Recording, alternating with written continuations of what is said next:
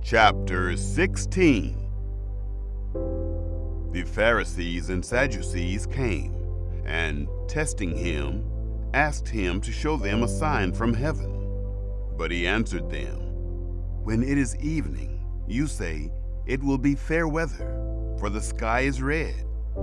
In the morning, 'It will be foul weather today, for the sky is red and threatening.' Hypocrites! You know how to discern the appearance of the sky, but you can't discern the signs of the times. An evil and adulterous generation seeks after a sign, and there will be no sign given to it, except the sign of the prophet Jonah." He left them and departed. The disciples came to the other side and had forgotten to take bread. Jesus said to them, "Take heed and beware of the yeast of the Pharisees and Sadducees." They reasoned among themselves, saying, "We brought no bread." Jesus, perceiving it, said, "Why do you reason among yourselves, you of little faith, because you have brought no bread? Don't you yet perceive, neither remember the 5 loaves for the 5,000, and how many baskets you took up? Nor the 7 loaves for the 4,000, and how many baskets you took up? How is it that you don't perceive that I didn't speak to you concerning bread? But beware of the yeast of the Pharisees and Sadducees." Then they understood that he didn't tell them to beware of the yeast of bread, but of the teaching of the Pharisees and Sadducees.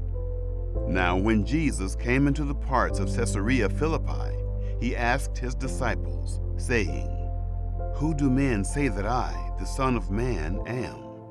They said, "Some say John the Baptizer, some Elijah, and others Jeremiah or one of the prophets."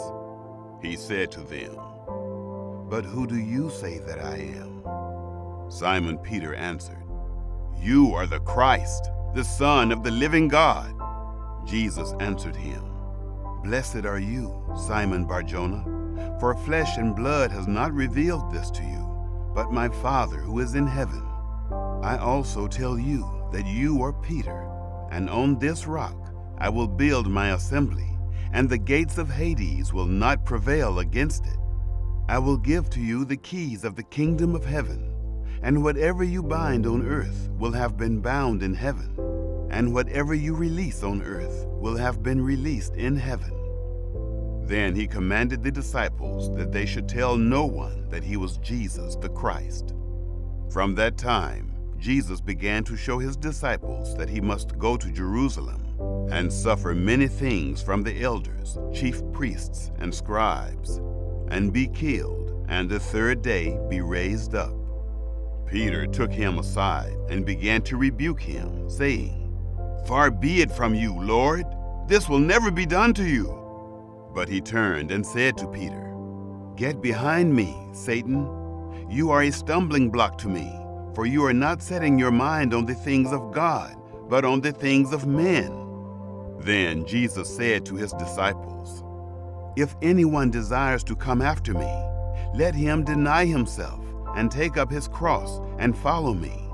For whoever desires to save his life will lose it, and whoever will lose his life for my sake will find it. For what will it profit a man if he gains the whole world and forfeits his life? Or what will a man give in exchange for his life? For the Son of Man will come in the glory of his Father with his angels, and then he will render to everyone according to his deeds. Most certainly, I tell you, there are some standing here who will in no way taste of death until they see the Son of Man coming in his kingdom."